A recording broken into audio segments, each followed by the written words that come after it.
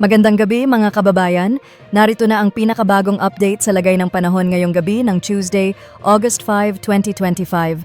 Huwag kalimutang i-like, i-share, mag-follow sa ating Facebook page at mag-subscribe na rin sa ating YouTube channel para lagi kang una sa mga updates tungkol sa lagay ng panahon sa ating bansa. Narito ang pinakahuling ulat sa lagay ng panahon.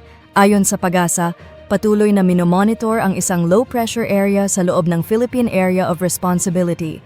Kaninang alas 3 ng hapon, ito ay huling namataan sa layong 570 km silangan ng Virac, Catanduanes. Ang nasabing low-pressure area ay may posibilidad na lumapit o tumawid sa Luzon. Sa kasalukuyan, mababa pa rin ang tiyansa nitong maging ganap na bagyo sa loob ng susunod na 24 to 48 hours. Gayunman, bagyo man ito o hindi, maaari pa rin itong magdala ng pag-ulan sa iba't ibang bahagi ng bansa sa mga susunod na araw.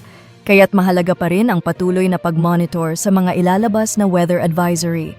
Para sa lagay ng panahon sa Quezon, Bicol Region, Northern Samar at Eastern Samar, asahan ang epekto ng trough extension ng nasabing low-pressure area. Simula ngayong gabi, posible itong magdala ng maulap na kalangitan at scattered rains and thunderstorms sa mga nabanggit na lugar.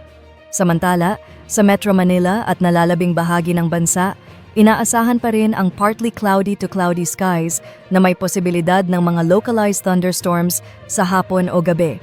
Bukas, inaasahang magdadala ng pag-ulan ang trough o mismong low-pressure area sa Quezon at Bicol Region. Sa Metro Manila at iba pang bahagi ng Luzon, mananatili ang fair weather condition bagamat may tsansa pa rin ng localized thunderstorms lalo na tuwing hapon. Sa kasalukuyan, ang southwest monsoon o habagat ay nakakaapekto lamang sa extreme northern Luzon.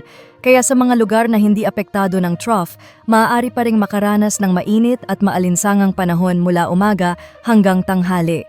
Sa hapon, tumataas ang tsansa ng pagkakaroon ng thunderstorms. Para naman sa Visayas at Mindanao, inaasahang magiging maulan ang Eastern Visayas dahil sa epekto ng trough o ng mismong low-pressure area. Sa nalalabing bahagi ng Visayas at buong Mindanao, bahagyang maulap hanggang maulap na kalangitan ang inaasahan na may posibilidad din ng localized thunderstorms.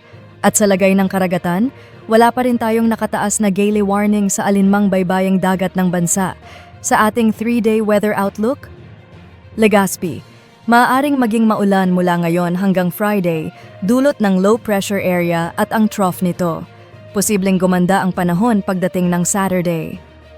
Metro Manila and Baguio City, Thursday to Saturday, partly cloudy to cloudy skies ang inaasahan na may tsansa ng localized thunderstorms. Tacloban, posibleng maulan pa rin hanggang Friday, ngunit inaasahang bubuti ang panahon sa Saturday.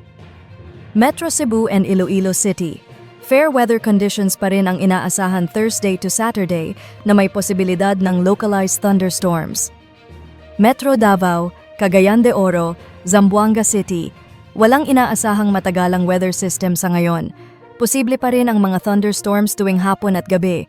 Iyan ang latest update sa lagay ng panahon. Muli, huwag kalimutang i-like, i-share, mag-follow sa aming Facebook page, mag-subscribe sa aming channel at i-click ang notification bell para sa iba pang weather updates. Ingat lagi at manatiling alerto, Pilipinas!